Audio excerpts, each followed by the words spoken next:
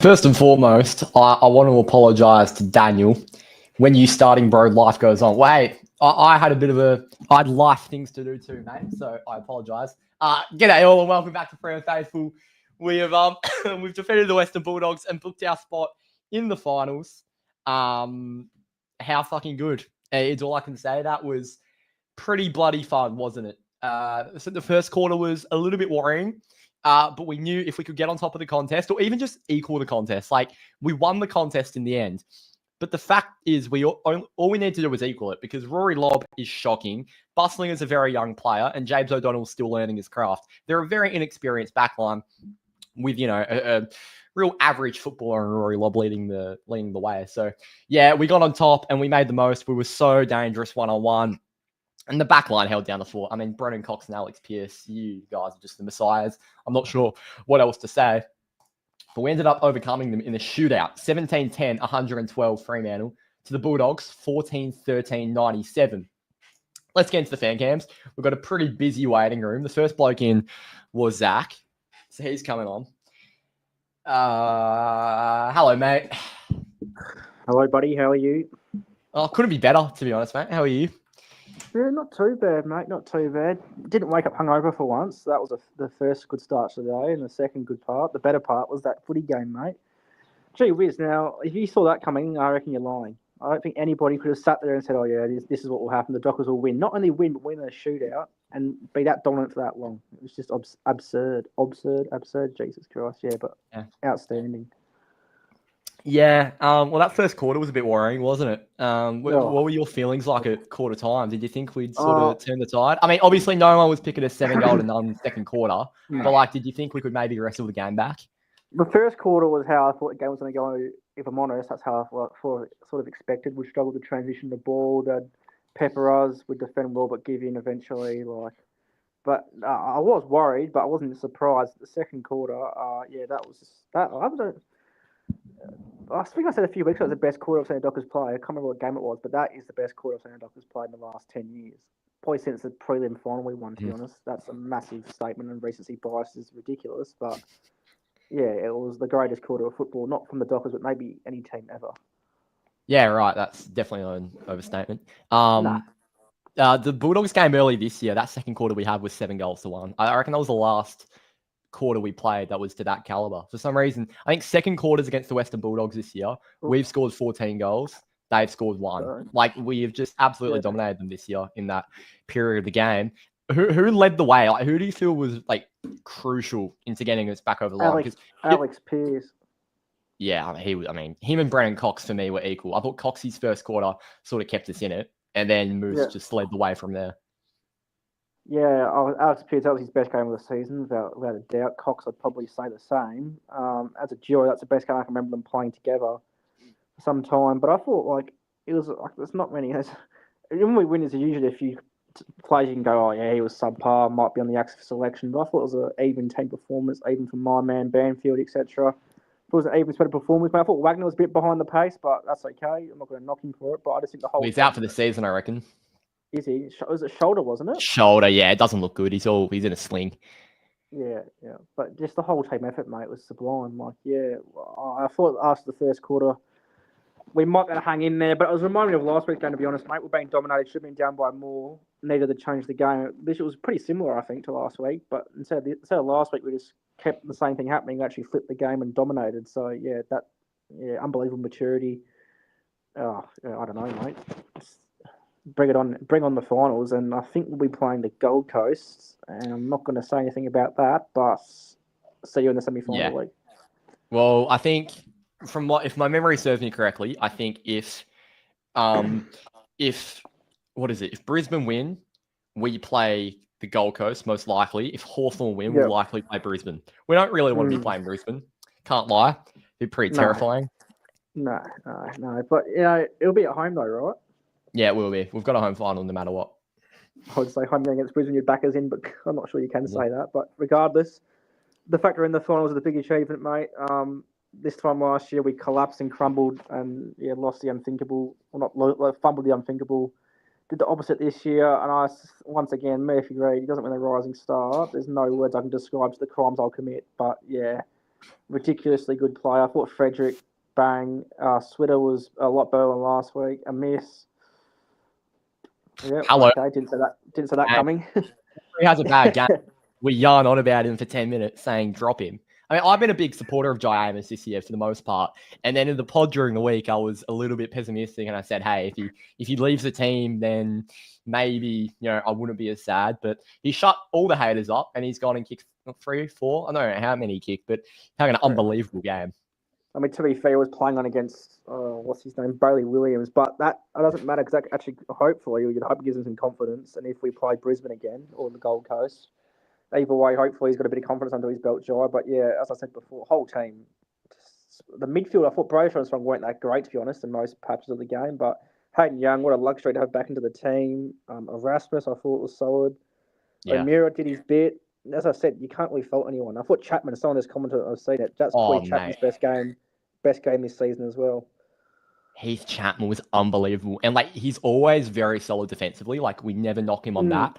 But his drive forward and his ball usage into the corridor started so many scoring chains for us. That is one of Chappie's best games he's had in years. One of his best games ever. That first half in particular, he drove us forward. It makes you wonder if he's been told not to do that, for a game plan sense. We need you to stay back, don't attack the game. Because if it is a game plan thing, and JL said, okay, mate, release Shackles today. Hopefully he sees that and goes, okay, we shouldn't be telling him not to take the game on. Because I agree, his defensively was solid as always, but attacking, that was everyone's we need more spark off half back, or who would have thought it'd be Heath Chapman who'd provide it? But well, he was drafted as that type of player, and he just hasn't been given the license to do that. And he was sub round 1 this year. It's almost like the coaching staff just forgot how important he was. Yeah, I agree, but hopefully that sort of performance is the sort of thing that earns his his trust back to be able to attack the game. But I'm thinking off the top of my head, there's no player I can fault, and every player, which is unusual for me, I can actually say a few good things about, which I won't because I know other people waiting to talk to you, mate. But yeah, extremely proud, extremely happy. Thank God. I thought Fife, I didn't see him do much, but that's okay. At least he got through the game fit, so he'll be able to play another home game. But yeah, mate, I'll let you talk to other people, but had to hop on and say that's the best team performance I've seen this year, best quarter I've seen this year, and yeah, over the moon. Best football club of all time, and I don't think there's any bias behind that statement, to be honest. No, none at all, mate. I wholeheartedly agree. And also up south, big win yesterday. Troy Roscoe 7 goals, killed West Troy Coast. Roscoe almost beat West Coast by himself. Oh, yeah, sad day. All right, thanks for joining, mate. The waiting room's never been busier, so I'll let you go. Mate, so take care. See ya. Cheers. When I say that, the waiting room is very, very busy. Now, we've got 2 Matts in here, but I'm getting the Matt in with the beanie, not the Matt who's in the car, I think. So I think he was in here first. G'day, mate. How you going? Oh, couldn't be better. How are you? Mate, feels bloody good. Did you think we had this after quarter time? Oh, look, I thought, you know what? I always think that maybe I was a bit glass half full, but I think we absorbed what they did pretty well. I thought it could have been so much worse when you have Aaron Norton and Sam Darcy down there. The dominance they had, that could have easily been a 5-6 goal quarter. Yeah, absolutely. And sometimes I feel like that's our plan a little bit. Absorb and then counter. Well, we usually absorb for far longer than we did today. If you look at the Collingwood game in particular, we only really clicked into gear in the fourth quarter, where it feels like we sort of clicked into gear from the start of the second today and started being a little bit more daring. So I think the fact we're such a fit team and we can run teams to the ground means we can absorb for 3 quarters, then hit them, which probably isn't a sustainable way of playing, but we can do it. Where today we just ran them to the ground from the second quarter to the final siren. Yes, they got a bit of momentum back late, but we're playing a good team. That was always going to happen. So yeah, far out. It's just the game plan switch from last week to this week was so evident. I mean, you look at our ball movement, how stagnant it was against Brisbane. And then today, it's not like we completely changed the game plan. We were still going down the line and we were still looking for contest. But geez, the handball game from the middle was just night and day. Man, I just think, in a way, the Brisbane game helped us with that game because I feel like they got sort of overawed in the Brisbane game. I think we learned our lessons from that game and was able to do well. But I also think everyone needs to keep doubting us in the media for the rest of the year because we seem to play better when everyone talks us down. And like, you know, the good old David King coming out and saying Longmuir sucks and Fremantle was 1 foot already out the door, and all that sort of stuff. And I think so. I encourage all the Victorian media to keep bagging Fremantle because it seems to help us out. So I'll tell you what, like, David King was so anti playing Hayden Young this week, and I don't know why. He was just like, oh, geez, if Hayden Young breaks down, like, how embarrassing is the club going to look? You know, what if he breaks down? Well, he's our best player, and it's our most important game of the season. We kept him back a week. Well, I reckon Hayden Young absolutely could have played last week, but we kept him back a week, so he could be 110% today, and he showed it. Like, he got through to, I'm not sure what his game time was, but he got through towards the end. Like, let me take a look now. Game time, okay, 65%. It's a little bit lower. But, I mean, he impacted the game from start to finish. The ball usage into the corridor and inside 50. He's just so crucial to our makeup, mate. He's unreal.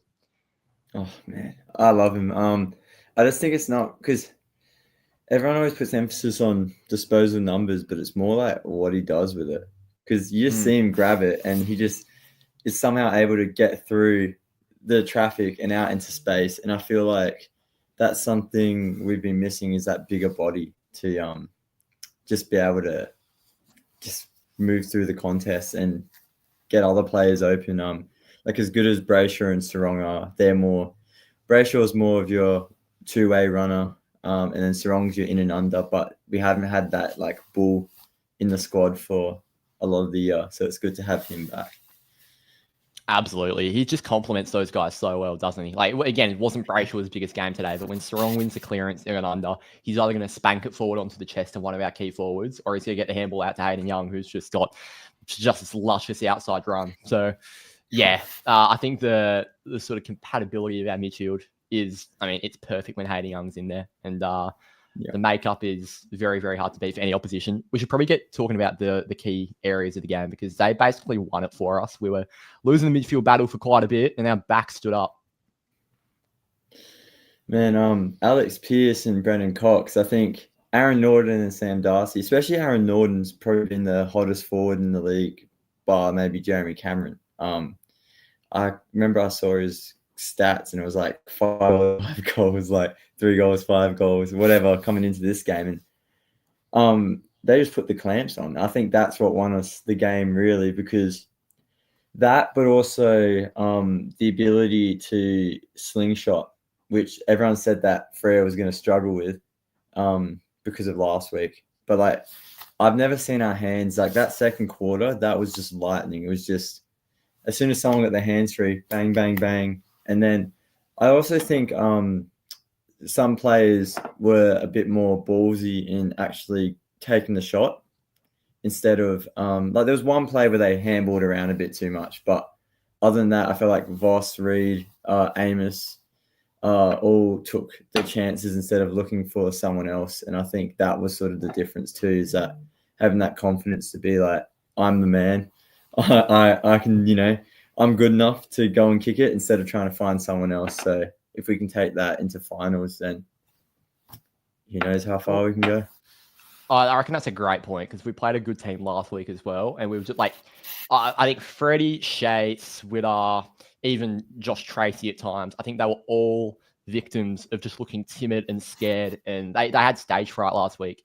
And today was equally as big of a stage. And they took it with confidence. They just did what they needed to do. And they weren't selfish. They were selfless when they needed to be. And they took the opportunity when they needed to as well. We kicked so accurately. Like when they took it upon themselves, what did we kick? We kicked 17-10. I mean, you'd get to take that for the rest of the season if we could. So yeah, I was super happy, mate. I reckon that was a great point. Now we've had a bit of our last 8 weeks, or maybe last 5 or 6 weeks, we've been winning games, but it really hasn't been our best football, if we're being honest. You know, the Carlton game, the Port game, the Saints game, all those types of wins we've had. And then in particular, the Brisbane game last week.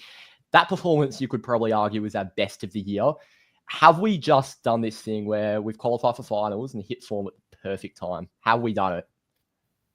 You hope so. But I also think that you just got to keep winning because look at the 2013 to 15 Hawthorn team, and I believe basically every one of their prelim finals wasn't a comfortable win going into a grand final. It was a slog. Their biggest win would have been against us, but even that game, bar Tommy Sheridan dropping the mark and Matt Fyfe breaking a leg, it was still like a tight game for most of it. So I think all those wins just means that we might be hitting form at the right time, but it also means that if the game gets close, then the guys know that they can do it, and they know that if there's a gap at 3/4 time. Obviously, the Brisbane game didn't go away, but more often than not, if there's been a gap at 3/4 time, we've been able to really in and keep going. So I think that plus hitting form at the right time is a good recipe for going deep. But we all know never look too far forward as a Fremantle fan, just 1 week at a time. First, we don't even know who we're playing yet, so gotta wait and see. To be honest, I'm happy to look ahead. Like, I think what is the point of being a fan of this club if we can't look ahead and have a little bit of fun? Because that performance today is exactly why you support this footy team. Like, it was the most dour Friday night last week. I didn't even get on the fan cams. I was so sad. I got home and I cried myself to sleep. Like, it was so poor. And a week in football is such a long time. Like, that was 9 days ago, that game, and the mood has just completely flipped around the club. And the fact we're not a team anymore that has a big loss and follows it up with a dour performance because we're lacking confidence. We're backing up. We've had probably 3 big losses this year. The Geelong game in round 1, we followed it up with a really close game. We lost to Sydney. The Saints game, we followed it up with a really close loss to Collingwood when they were at their best. And then this week, where Brisbane pumped us last week and we went and beat we went and completed probably the hardest road trip in footy at the moment. It's the Bulldogs in Melbourne or Adelaide at Adelaide. So, yeah, mate, I think the maturity is growing and it sort of leaves the door open for anything in September. But as you said, let's not get too far ahead and let's just enjoy today. Go on. I was going to say, you mentioned the Saints game. It'd be funny to go watch that fan cam back over because I remember. I have. It was crisis, mate. We were calling for Jail's head. It was calling for players' heads. It was, mate, it was horrific. We were so negative. Rightfully so. Mate, I think we needed that because I just remember being like, nah, Freo's cooked. We're not going to make finals.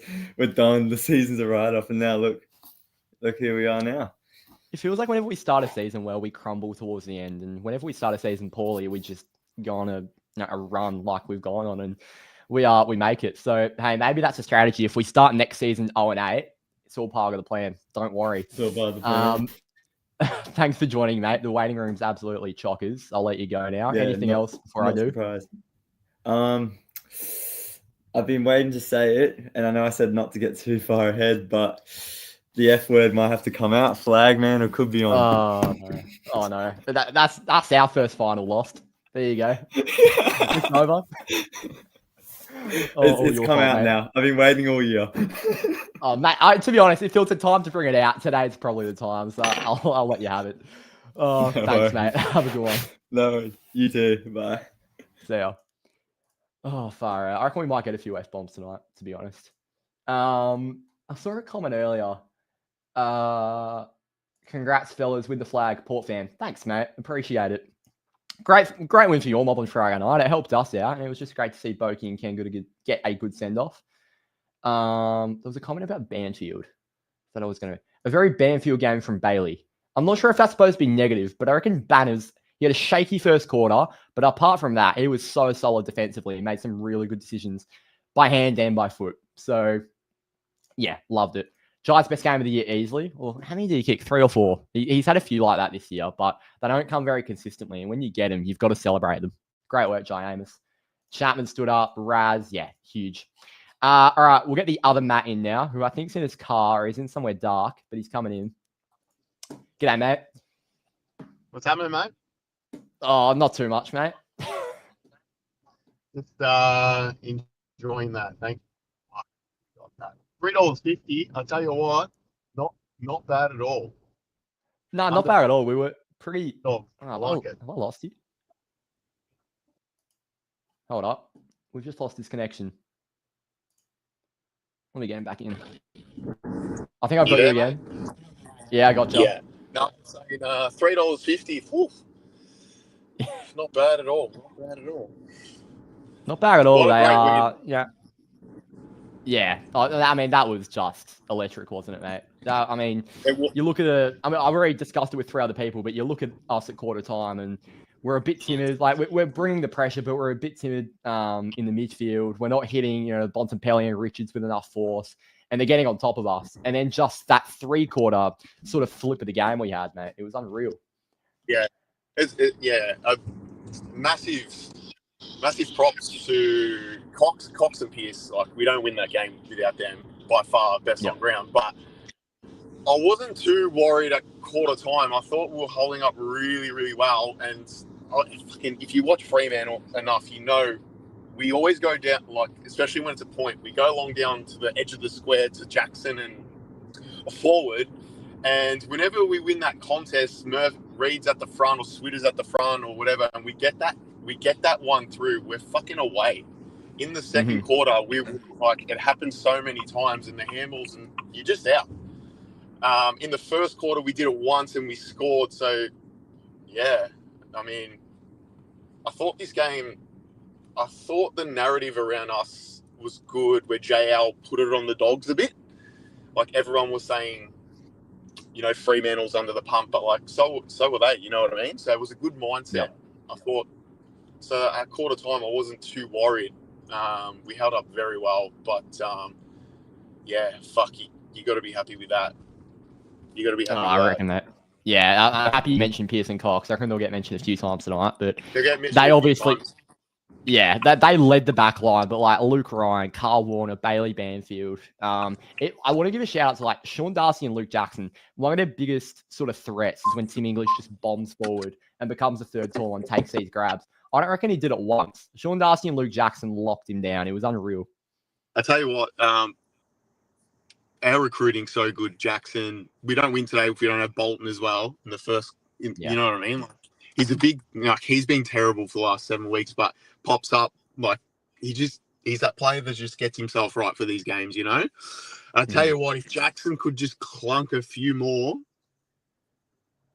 who knows? He dropped a few in the first quarter he should have taken. He did, yeah. But Tracy was good. Like, mate, everyone was good. JL was good. Like, fucking happy. Oh, mate, happy you days. Can't not be happy after that. It was unreal. Anything else before I let you go? I'm from Melbourne, so I don't know if I should fly across.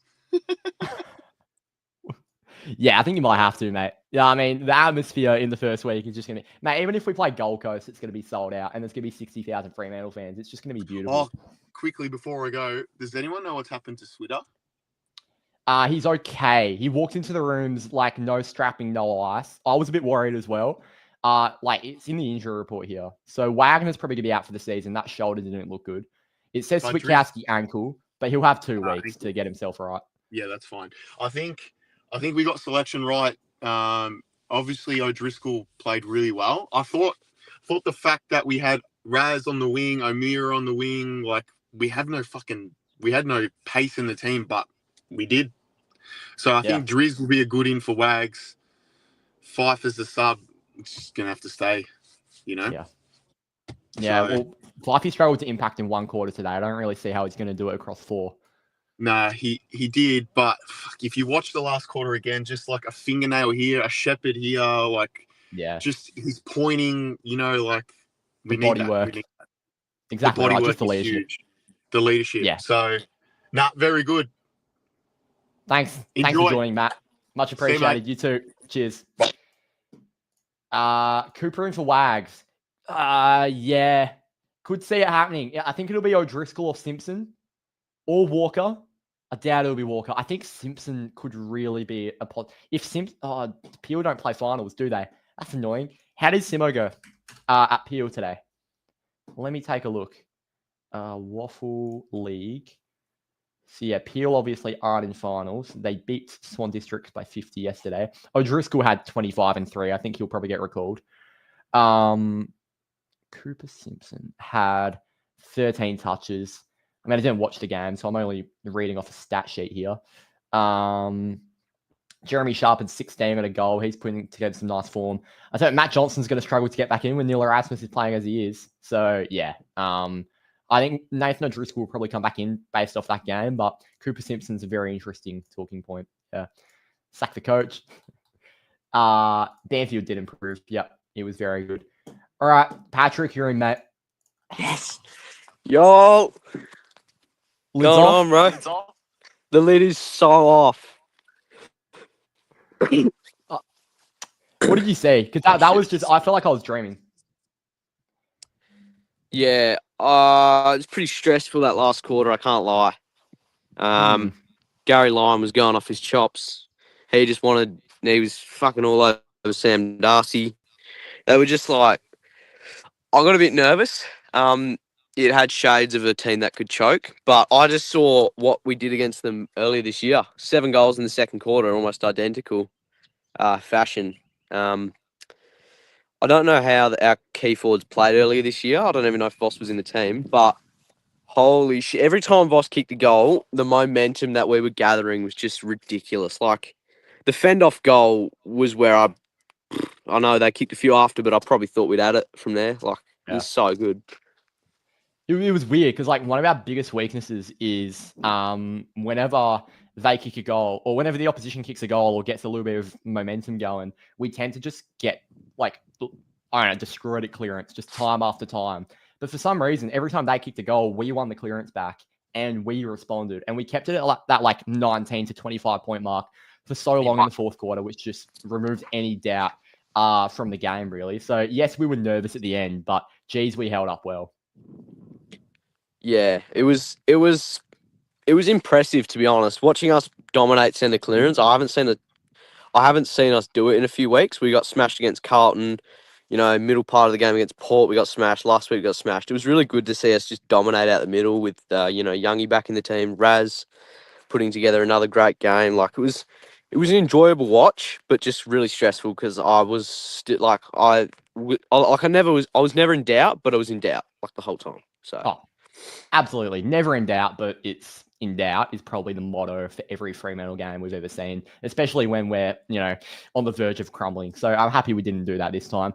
Just quickly, our maturity from last year to this year, like we lost our last 4 last year, missed finals, and it was against some pretty average opposition. We've just gone away and probably completed the hardest road trip in footy at this point in time. What's the key? Like, how have we grown in the past year?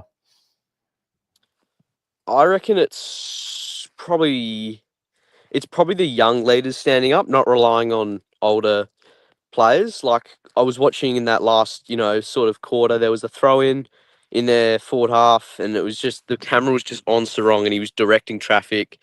Him combining with the older blokes, like, it was really good to see that I think last year there was some games like Sarong was basically non-existent in our last game last year, if I remember. He had under 20 touches.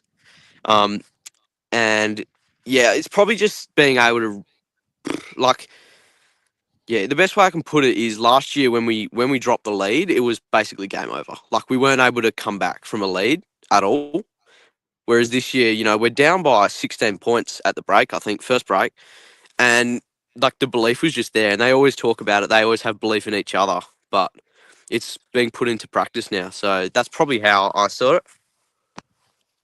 Yeah, 100%, mate. I agree. Our young leaders have just gone to a different level this year. And even just like Paddy Voss, I sort of consider a leader in a different type of way because he's just a barometer. Like, when he kicks a couple and gets the crowd up and about, that's basically leading the team to victory in a way. And so there's so many different types of leadership in our team at the moment from the young blokes, which is so good to see, mate. Before I let you go, we've got a couple comments for you. Everyone's happy to see Murphy Reid back in the fan cams. It's Bruce is the rising star on lock. Do you reckon you've got it on lock? Yeah, I just I had a chat with Dills outside Marvel Stadium, and he gave it to me, so it's all good. Yeah, right. Yeah, good to see, mate. Just very before I go, do you know about that? Do you know about the guy who revs a motorbike in the hotel? Oh, the Ray Hotel, yeah. Yeah, just have a go at this. I'll just do my best. I'll do my best to replicate him, eh? Yeah, okay, go on. I'm excited for this.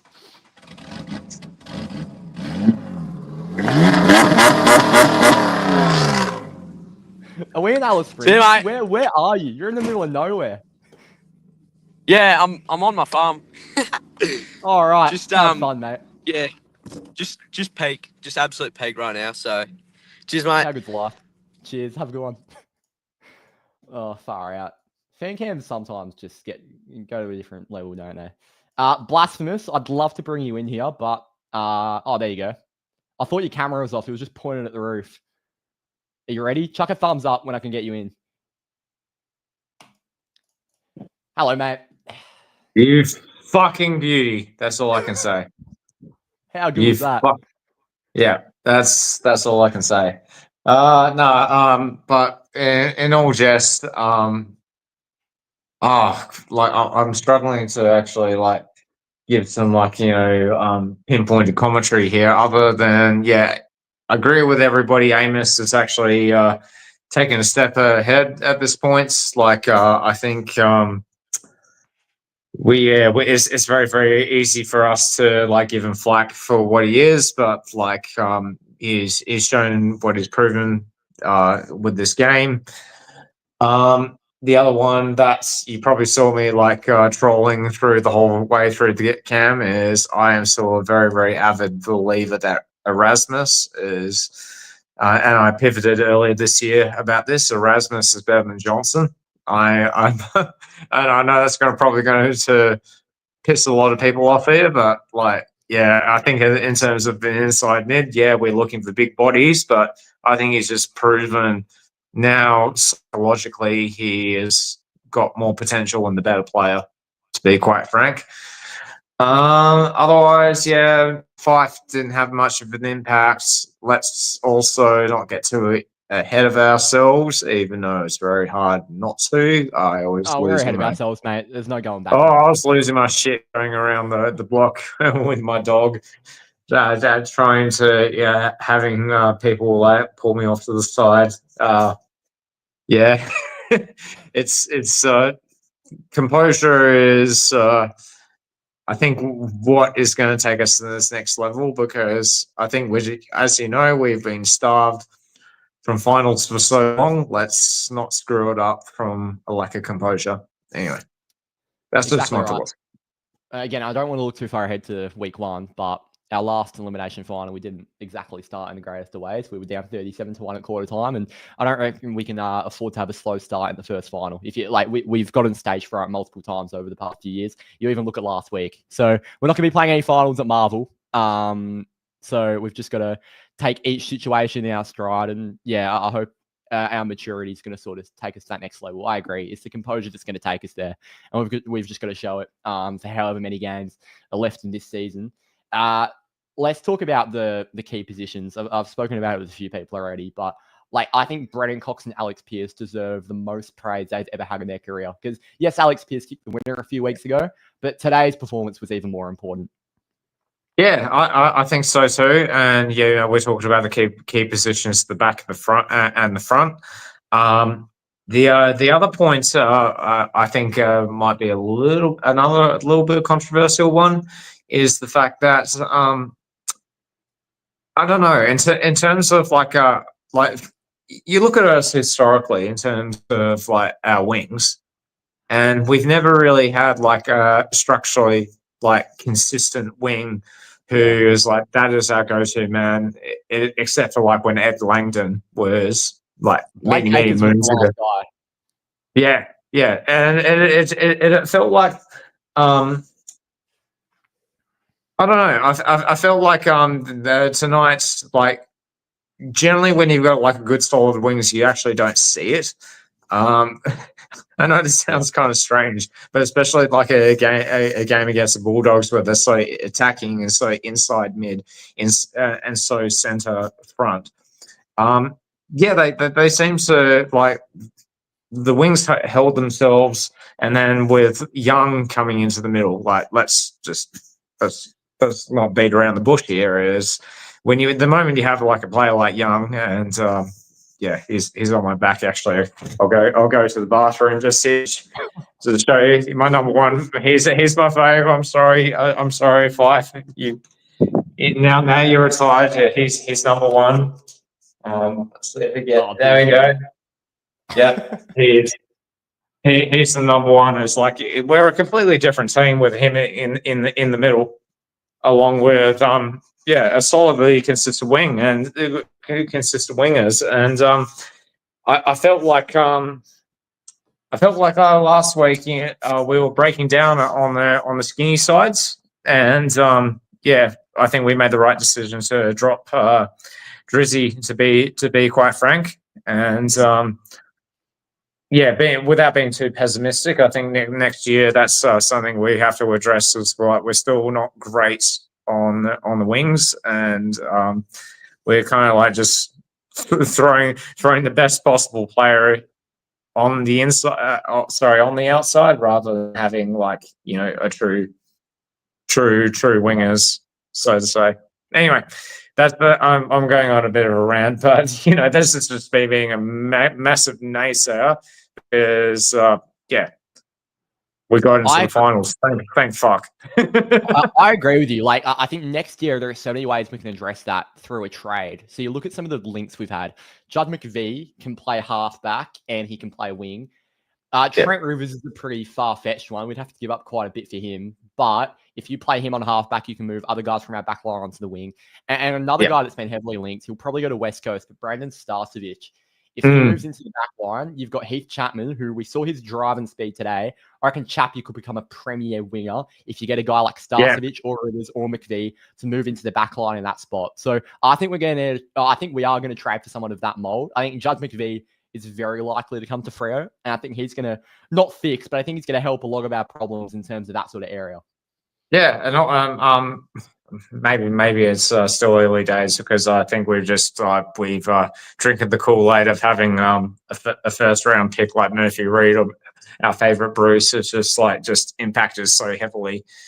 That's Toby, who is coming through as next generation academy and pretty much our first round pick. It's pretty much writings on the wall. We're going to pick him.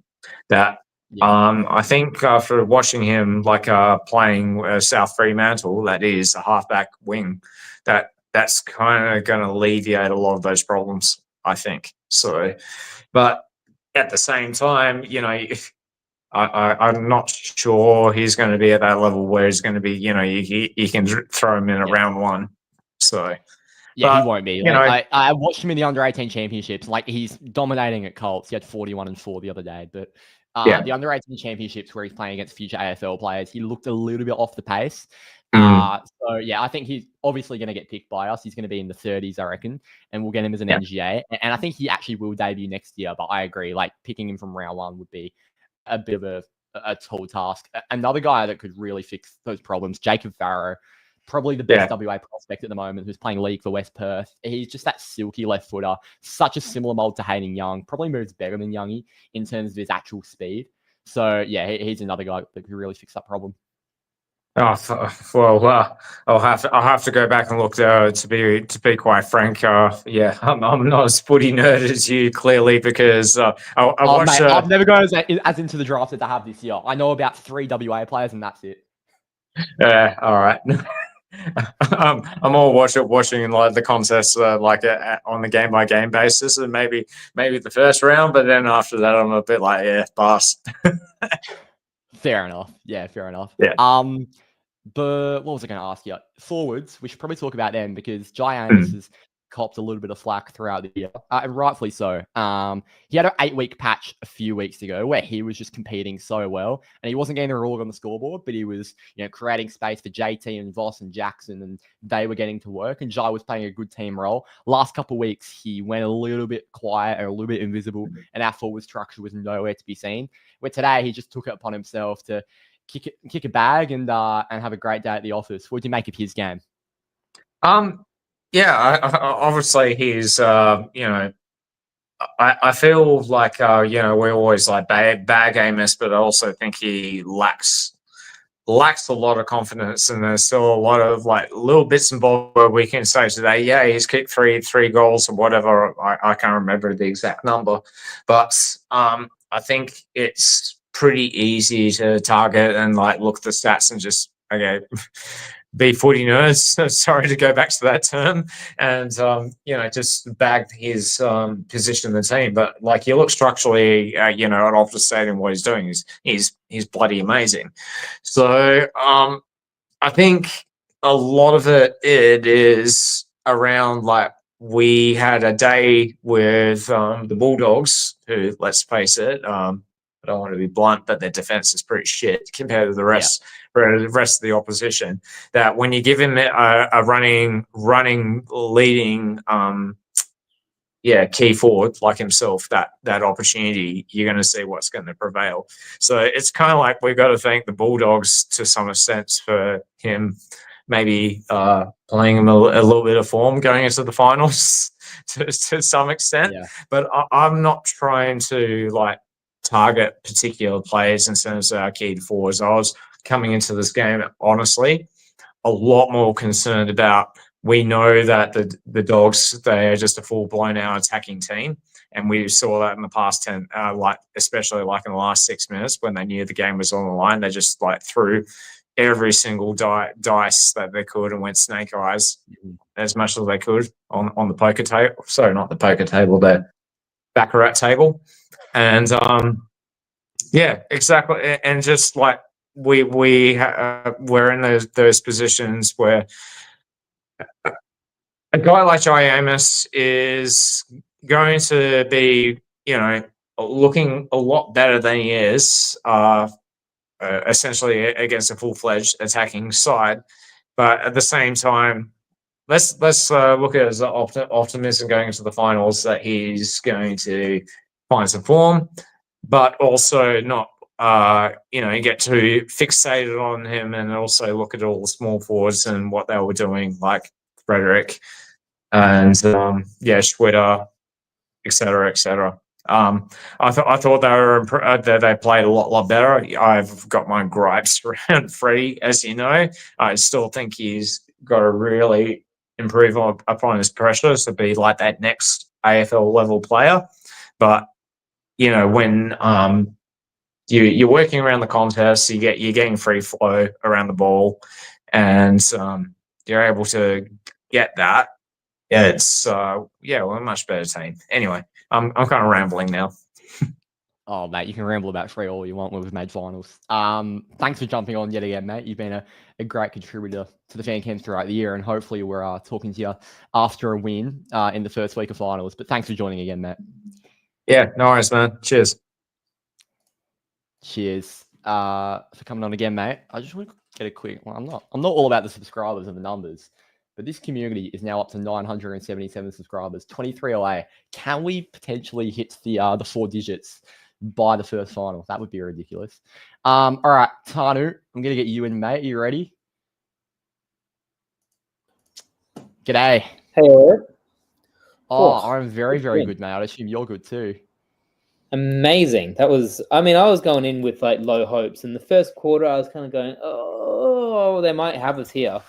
Like, gonna have to destroy them. But absolute win. I had to watch on a delay, so like I was an hour behind everyone and just like resisting my phone for for everyone else. But no, that was bloody great, wasn't it? Like, I think you're right. Like, the defense, it proved that it really does prove that a defense in this game is more important than anything else. You can have the best offense and the best kind of everything going for you, but if you have a better defense than the team, you will pretty much win a game. Yeah, 100%. I mean, I think that was evident going into this game, to be honest. It was a lot of Freo fans had low hopes for this game, which I think is an incredibly smart thing to do, given how many times we've been let down. And if we did lose today, you'd be like, oh, well, like it was a tough game anyway. I was in the minority where I went into this game thinking we can catch them off guard defensively. Like, they're very, very vulnerable back there.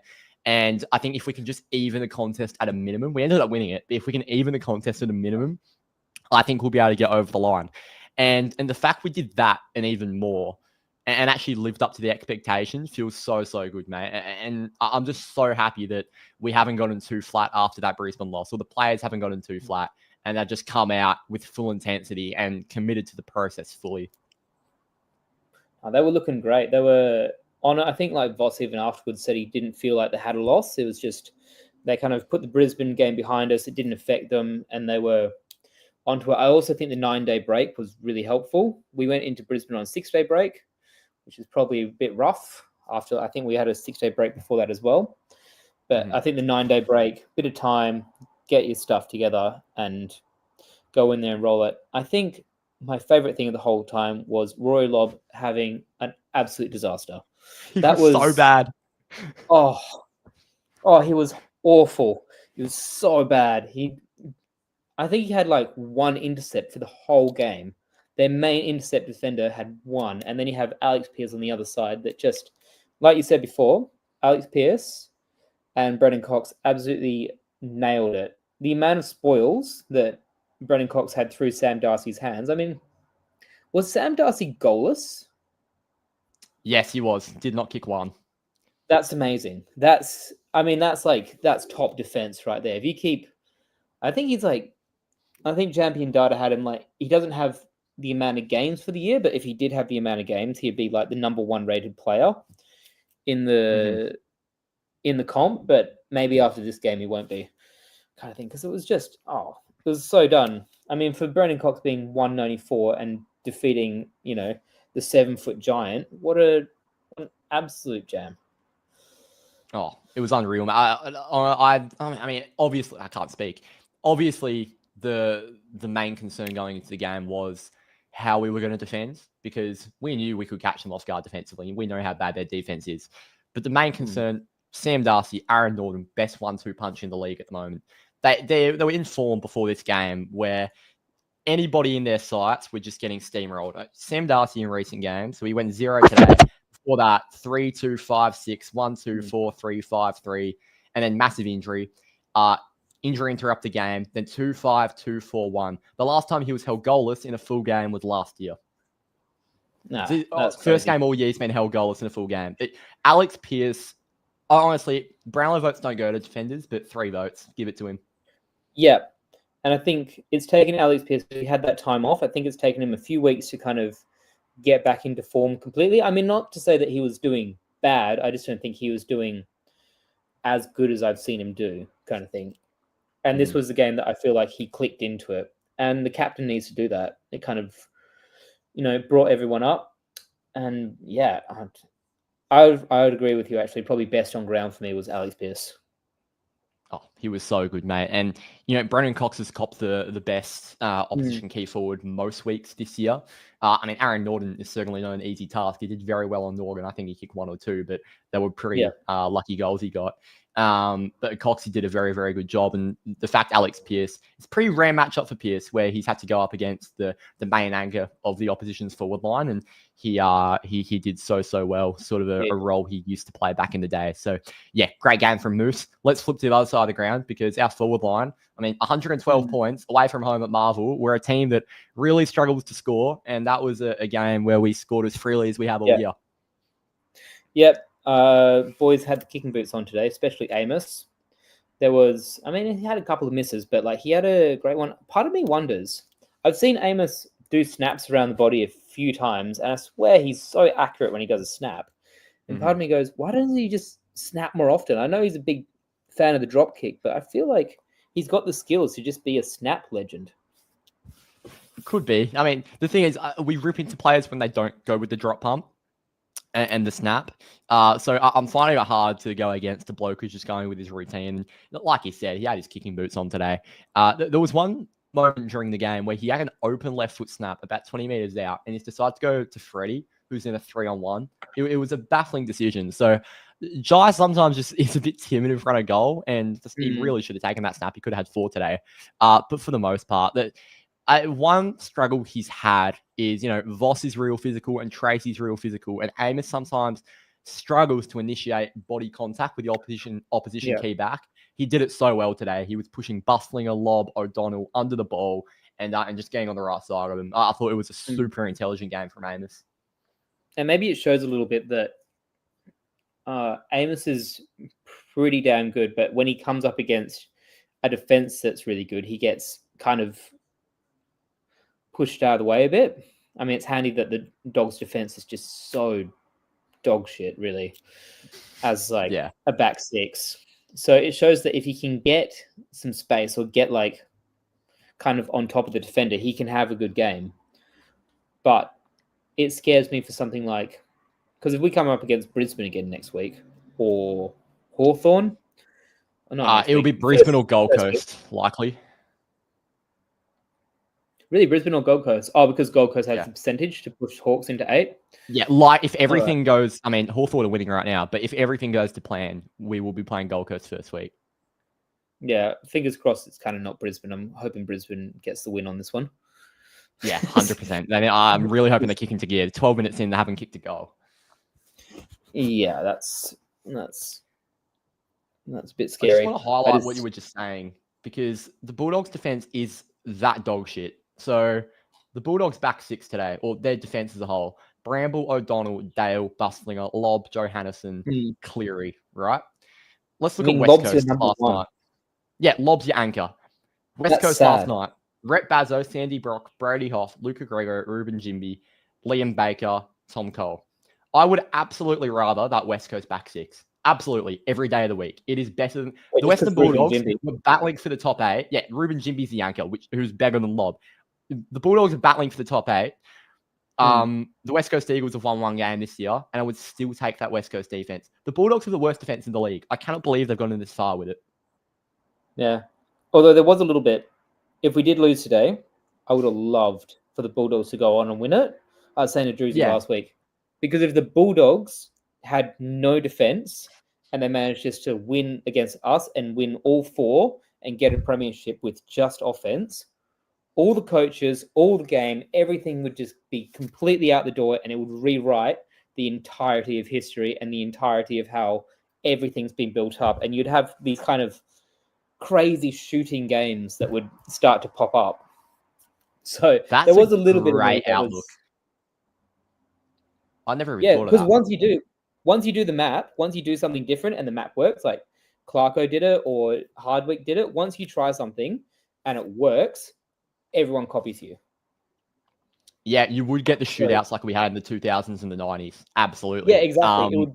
It would rewrote how the game was played. Like, defense wins championships applies in literally every sport. It's massive in the NBA.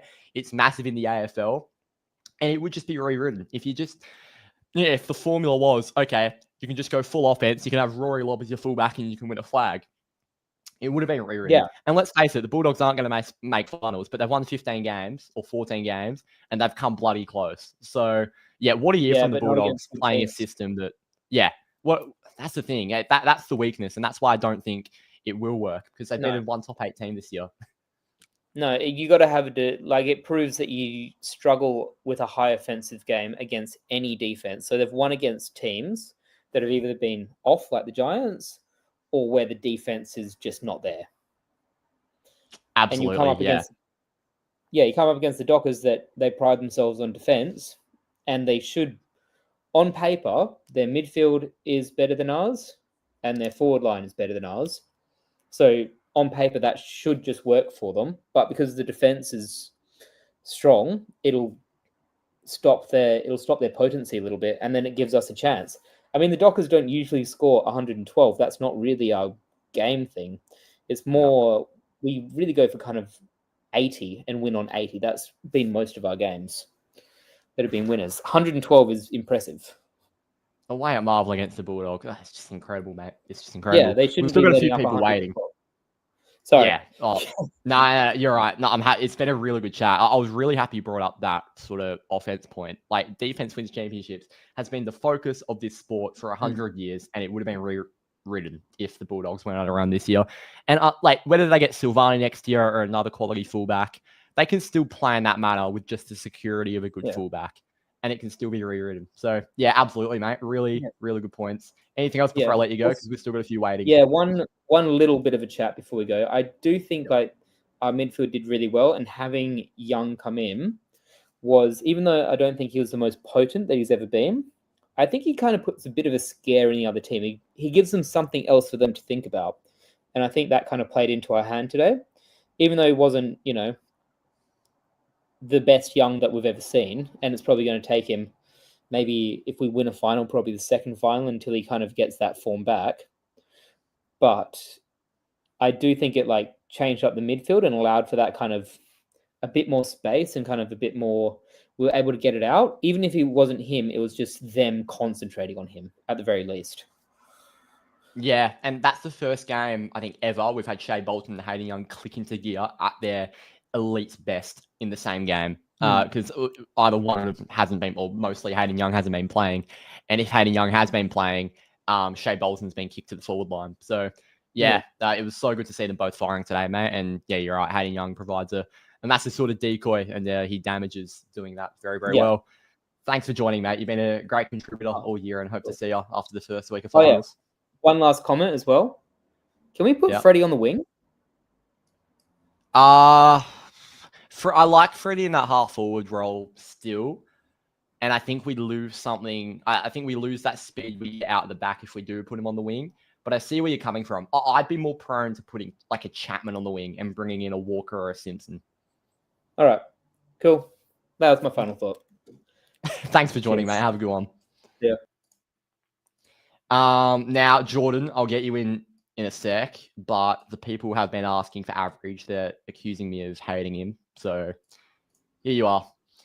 Yo, what's up? It's me, Average. Yeah, do you hate me?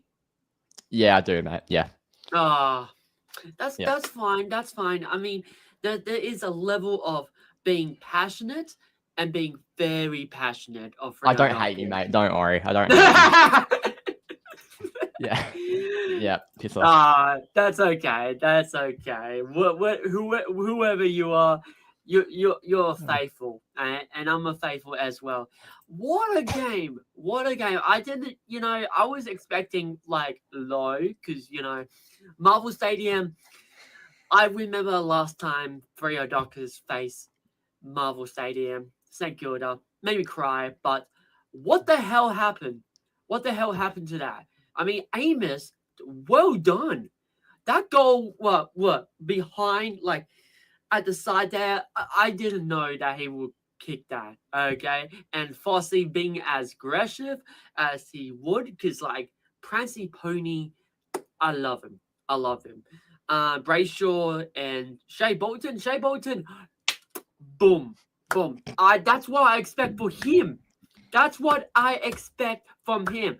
Not being a show pony, doing what he is told, getting us into finals, and that's what he did. I low-key think Shea Bolton was being a show pony today, but he's bloody good at it. Like when it comes off, my God, he's a good player. We need him to be like that. Like I think I said it on the podcast. We've had 7 weeks of shit Shea Bolton performances, and I reckon that's exactly what Richmond went through in their premiership years. But we've just got to go through it so we get these types of games that win the big ones. And I think we're going to get a good Shea Bolton in September. Definitely. I feel like this was like a repeat from our other game because we were like kicking goals in the second quarter, and that's what we did in the Optus Stadium as well. And then suddenly Bulldogs, oh my God, Bulldogs coming in. I was like, oh no, don't do this to me. Don't do this. We're not Carlton. We are not Carlton. We're not Eagles. We're Freo Dockers. We stick it in the lead. That's what we love.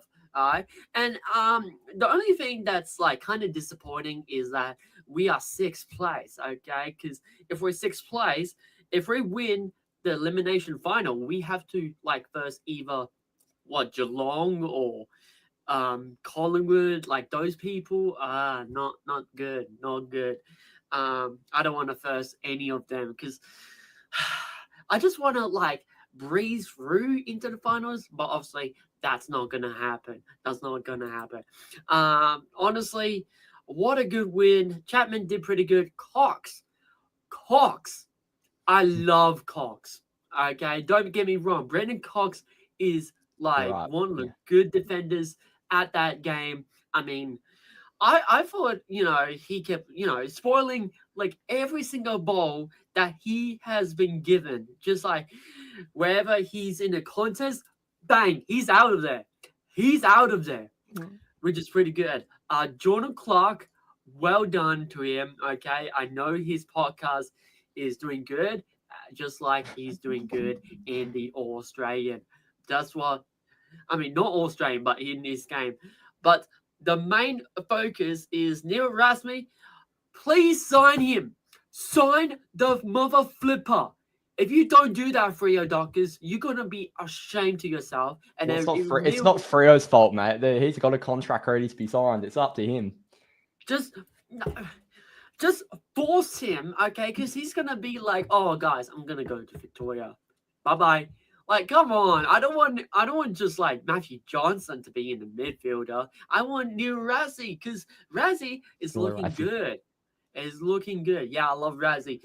Dogger. I know he has been like. Can you bark for us? Just for Dogger? I think he'd appreciate that. Woof. Yeah, good. Yeah, I like Dogger. That was pretty good. Yeah, and Brucey. How good? If that does not give him a Rising Star, I'm gonna give a formal complaint by envelope telling them, excuse me, why is Murphy Reed? Why is not Murphy Reed? I don't get what Levi Ashcroft or what Archie Roberts, but not Murphy Reed. I mean, how much do you want, AFL? Okay, just think about it. Just think about it. Okay. Yeah, good call, mate. Good call. I've still got someone left in the waiting room, so I'll just quickly wrap it up if you could. Okay. What do you want me to wrap up though? Oh, mate, it's all you. It's the fan cams. It's not the me cams. Up to you. Okay. Let's do this. Let's get into the elimination final. Go Freo. Go Noah. And let's hope Brucey comes back for the next podcast. Why? What don't you want me on? Do you just want Druzy? No, I want Druzy and you. Oh, Druzy, mate. No, yeah, me and Druzy will be on there, mate. Tune in Monday, YouTube and Spotify. Of course. Yeah, Monday night. Freo Faithful podcast. Druzy and Noah with a little bit of average. We need you to do the voiceovers for it, mate. I think we'll get you in. Thanks, mate. Welcome back. All right, Jordan. No, I don't know what was about to go on there, but yeah, what a game, eh? Finally done it. Only the second time in 10 years that we've made the finals. I've kind of forgotten what it feels like, to be honest. Like, yeah, it was only 3 years ago, but it feels like a lot longer than 3 years ago, considering how long it was before that. But yeah, good. Oh, mate, it feels so good, doesn't it? It's because going into the game, you just knew the doubt surrounding it, and because, like you just said, forgotten what it feels like. You just felt, oh no, I thought Freo were going to win, but obviously the doubts in the back of your mind that we forgot what it feels like. We forgot how to make finals. You know, back we had Lob, we had Akers, we had Mundy, we had Will Brody in there. We had such a different makeup when we last made finals. And a lot of these guys haven't been in the position to, or they've been in the position, but they haven't actually gone through and gotten us to the to a position to play finals. Is what I'm trying to say. So the fact that the maturity's grown so much from the last 4 weeks of last year to actually play a game like this against a quality opposition away from home and actually get the win, oh mate, it's unreal. Yeah, it's awesome. It's 16 wins as well. I'm not sure how many we've got in 2022, but I think that would 15. Probably be the most we've had since the minor prep. 15. Yeah, there was one less game, but I think it's still would be the most we've had since the minor premierships. So that just shows, like, we're pretty much at the peak of what we've been at throughout this last. I don't know when you consider the rebuild to have started, or the JL era, but we're at the peak of that right now. We're at the or hopefully it won't be the peak, but we're at the highest we have been. But yeah, back to today. I think for the first quarter, as I said, we got smashed at basically every stoppage, and it did continue a little bit later on throughout the day. But I think JL made a few good moves. I think we saw Young got in the midfield a lot more, and the rebounding of Hayden Young through the middle was unstoppable. That was the main thing that the Bulldogs just had no answer to. They have their answer to us down up front and down back, but they had absolutely no answer to. Or not down back, but yeah, because they've got no defence, as we all know. But yeah, Young, and also I think Reed as well went in there a little bit more. So did Erasmus, spent a bit of time around the ball as well. So it's just changing things up a little bit. Brayshaw, Sarong was a quieter day for those guys. But you need it's next man up. You need who you need to stand up, and I think our guys like Erasmus and Reed, still 19, which is still ridiculous to think about, but and then Young as well. But yeah, another player as well. I think I'll give you two players. So Banfield, I think he sprayed one out in the full pretty early on, but he made up for it big time. I think what he was sort of playing halfback flank. I think did a pretty good job there. I still think he was probably playing on the wrong halfback flank for a left footer, but minor things there. But yeah, I think he, other than that early when he put out in the full, because he gets put in a lot of dangerous positions, positions where he can easily spill a mark or he can easily, spray a kick. And he occasionally will, but he doesn't often. And I think that's what we forget about with Banfield, is that he's put in those sort of positions a lot more. And the other one as well, I think Swikowski. I think Swikowski really deserves raps today. I think, lowered the eyes pretty well. I think pretty much every Swikowski 450 entry turned into something good for us. So, I think he had a really good game today as well. And Jai miss, I still didn't get throughout the week. So many people wanted a miss drop, and I don't quite like. You saw it on the socials pages. I don't know why, because he's had the last 2 weeks were poor, but before that, I think he kicked 10 and 6. He'd been in really good form. So, and he got 3 today. Put all those doubts aside. Yeah, just quickly, Brisbane are doing exactly what we did against them last week. They've got 0 goals 8 at quarter time. They're trailed by 13. They are, unfortunately. We do want them to win. But anyway, that's quite funny. Back to it. I love the point you made about the midfield and Hayden Young. He was the main guy that they struggled to stop. And we just had bodies in there, number one. So Jager, Raz, Fifey at the end, Caleb, Andy. They were all really, really physical. I think Sean Darcy and Luke Jackson's follow-up in the ruck was really good as well. But I think something that not many people have spoken about yet is the move of Luke Jackson out of the midfield. I reckon he had one CBA as an actual rover today. He played either ruck or forward straight up. And we looked so much better. And we had more run and we had more gun through there. And we sort of mentioned it on the podcast throughout the week how the opposition's best midfielder, and I couldn't even tell you for the Dogs, it's probably Bont, but you've got Libba, you've got Richards, you've got so many threats through there. They just position themselves next to Jackson and they burn off him with pace, because when Jackson's got the ball, there's no doom and gloom. It's sunshines and rainbows. He's got so much creativity. He can do whatever he wants. But when the oppo gets it and when the best mid gets it, they just burn off Jackson. They run off him and we look so slow defensively. So great coaching from JL to move Jackson out of the midfield. And I think we got so much more out of him today. And I think we got so much more out of just the midfield group as a whole. Yeah, I think you're right. I think he got 2 as well. So, you're right about Jackson. Just back to the Brisbane thing, I wouldn't actually mind Brisbane losing, because then we'd get to host them. And that would mean Fife's last home game is against Neil. So I think that'd be pretty. That would be nice, yeah.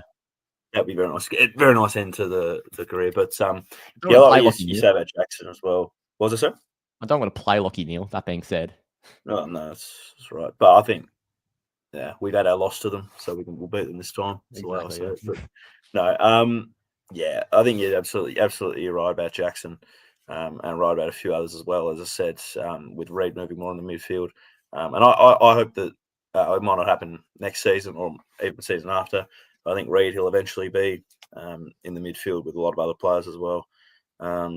Here's the thing about Jackson as well: is do we go back to putting Jackson in the midfield if that's if he's just easily that easy to burn off, and he's the midfield that everyone wants to go to, and it's sort of Bont. I mean, Bont's Bont will probably still get the 3 votes today, and I think he probably deserves it. But fair enough. Yeah, it's an interesting one to think about when you can, like, say we come up against Brisbane, and they've got a very strong midfield as well. You'll get Neil, McCluggage, Dunkley, those sorts of guys. But if we come up against, say, Hawthorn, I wouldn't probably say Hawthorn's midfield is as strong as, say, the Dogs is today. So that's an interesting one. Like, do you put Jackson in the midfield there because theirs might not be as strong, and he's got a point of difference? I don't know about that one, but I'd be interested in what you think on that. Basically, Shea Bolton replaced Luke Jackson in the midfield today. Bolton's been playing a lot in the forward half. So that was basically a straight swap. Bolton had 17% CBAs last week. Bolton had 46 today. So there was a big switch in who we were playing through there. And Shea obviously gave us so much more speed and more flair. And it was exactly what we needed against the Bulldogs midfield that They're very physical and they're very good at what they do, but they can get ran off. Liberatore, Richards, and Bontempelli, all fantastic players, but their one flaw is their speed. They can get burnt off a little bit. So our sort of thing was put speed through there. Young, Bolton. I think Sarong's quite quick. Like he's known as like a clearance monster, and he just gets the ball out. But he's shown more of his run in the second half of the year, so I think he's quite a quick midfielder. So we just beat them with speed through the middle there, and I think the tap work of Darcy and Jackson was as crucial to that as the midfielders were. So yeah, I don't think Jackson will move back into the midfield, if I'm being honest. I think that's just going to be a mix of Sarong, Brayshaw, O'Meara, Erasmus, Bolton, Young, and Fife when he comes on.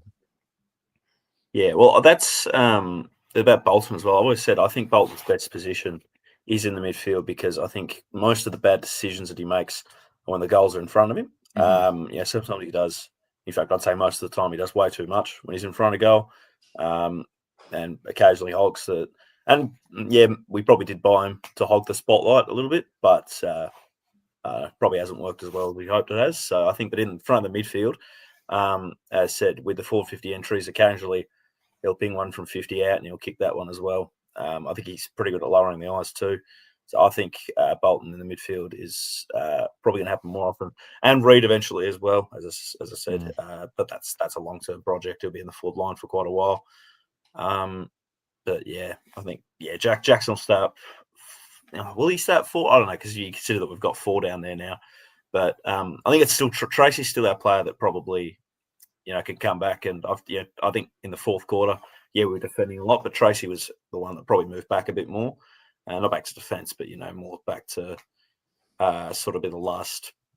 I don't know where I'm going with this, but the player that comes up. Yeah, now I got what you're saying. When you need another tall player, Trace will be the one to do that, and Voss and him sort of stay back, and Jackson can as well, and that still allows us to have 3 tools in the forward line because we don't really want 4 tools in the forward line.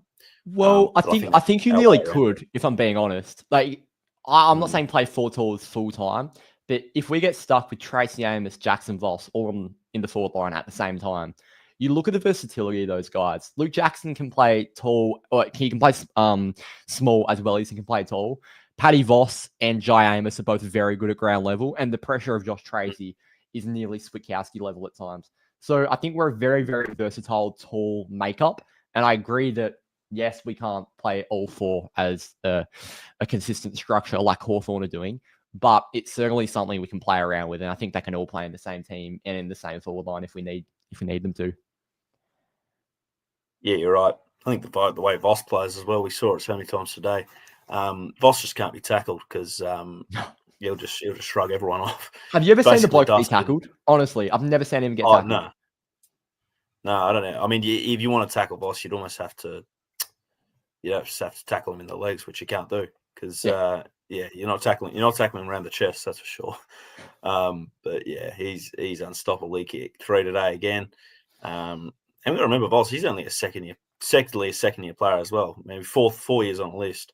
But I don't think he actually played an AFL game at Essendon. So that just shows how easily we're finding roles for these players and how easily players are going to fit into this side. Because look at the off season, we've got interest in Judd McVie. He might come in and provide competition to players like Banfield and Warner and Wagner and O'Driscoll and Sharp and those guys. He can play a few different positions, McVie. So I think it's more proof that when a player comes into this side, we're able to find a role for them. They're able to fit in pretty easily. Maybe Bolton's the exceptions to that. It's taken him a little bit of a while. But yeah, it's not even a worry for us. Like we know that we're an adaptable side, but we've also got a good structure to it as well. So yeah, it's bright times ahead, even beyond the finals for sure. Absolutely, mate. Looking ahead to the first week of finals before I let you go. Elimination final against likely either Gold Coast or Brisbane. Obviously, we'd probably rather want Gold Coast, but do you think? I mean, after today's performance, we can obviously get over the line. But what do you think we need to do in that sort of finals environment a little bit differently to what we've been doing? Because today was sort of a finals-like game, but when a real final comes around, it's obviously, the notch turns up and you're able to notice it. We played our first final a few years ago for the first time in 7 years, and we lost the first quarter 7-1. So we crumbled a few years ago in that final at home. Do you think there's anything we need to change? Do you think there's anything our young guys need to do? I wouldn't say so, because as I said, as you sort of touched on it there, we played in a finals-like environment today. I think it would have been 45k there. With most of them being Dog supporters. We played against the Pies in front of 70k this year. So I don't think there's too much we need to do. We've had great prep, haven't we? Yeah, we had great preparation. You could argue as well that, as I said, the first quarter was probably our weakest today, or maybe the fourth. But Bont was being Bont, as I said. But the first quarter was, it wasn't great. So and I'd argue that they haven't been the greatest all season.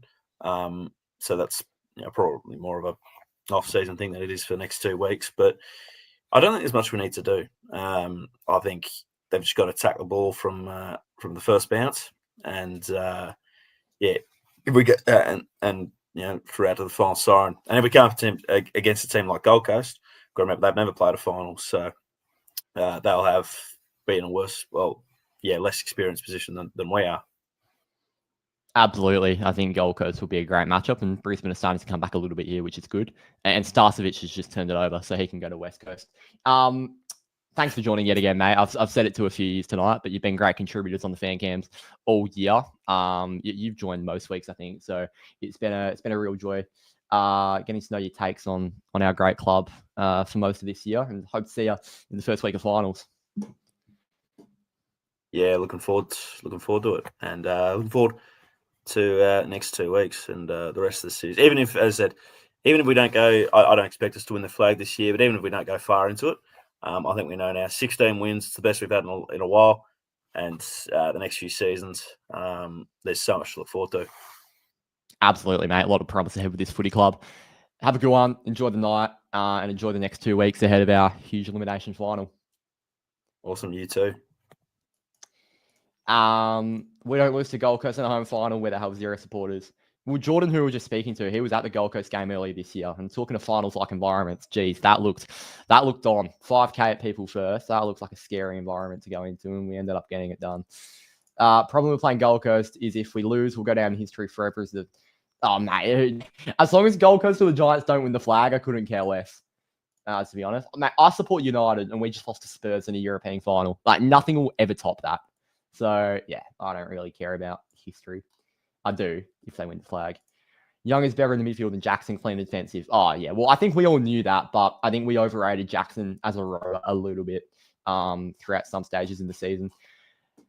Home England final is good as long as we're accurate. Yeah, well, any game is good as long as we're accurate because we can get ourselves opportunities. We had opportunities against Brisbane to win last week, and I think so many of those things against the Lions last week were fixable, and I think if we play them again, we can very easily fix them. So if we have to play Brisbane again, then so be it. That being said, I think, Brisbane are coming back, but Hawthorn just did another. All right, come on, you Spurs. I said it, and then I realized you are a Tottenham fan, so I probably can only blame myself for bringing that up. It was about 12k in the Gold Coast game, 4,000 Freo fans. It looks like good weather to travel over for it. 3 flags in a row. Let's go, Freo. This right here is why we are the funniest fan base in the world. Only we could win a round 24 game and say we'll win the next 3 flags. But I've got to agree with you. All right. Well, we've been on for an hour and a half. It's probably the longest fan cams we've ever done. And I think pretty deservedly so. This very easily could have been the last fan cams of the year, but it won't be. I'll see you in a couple of weeks for the fan cams. I think Drews will be hosting them for our home elimination final against either Brisbane or Gold Coast, maybe Hawthorn. There's a few oppos we could play. It's been a joy having you on all year, but the journey doesn't stop now. There'll be content out throughout the finals bye week. I'm not sure what content there'll be, but me and Drews will create some stuff. Pod will be out Monday. And thank you all for joining us and making this community what it is. We're only 20 or so away from 1,000 here on Freo Faithful. And let me check the exact number. If we can get to 1,000 subscribers on a tiny little Fremantle community channel in its first year, that would be unbelievable. Yeah, we're 21 away. So thank you all for making the content what it is this year. And tune into the content throughout the week on Instagram. There'll be a lot of Instagram stuff popping up throughout the next few days and tonight. Stay across that. And obviously on YouTube and Spotify too. You want an AFLW fan cams? Would have been some good drinks. Yeah, there would have been a crash out after yesterday. Another pumping from Brisbane. Yeah, it might be a bit of AFLW content when the men's season ends, but I'm not sure. If we go deep into finals in the AFLW, I reckon we'll get it up and going. All right, thank you all for watching. I've been rambling on for a bit now. Thank you all for joining. Up the Dockers. See you in September.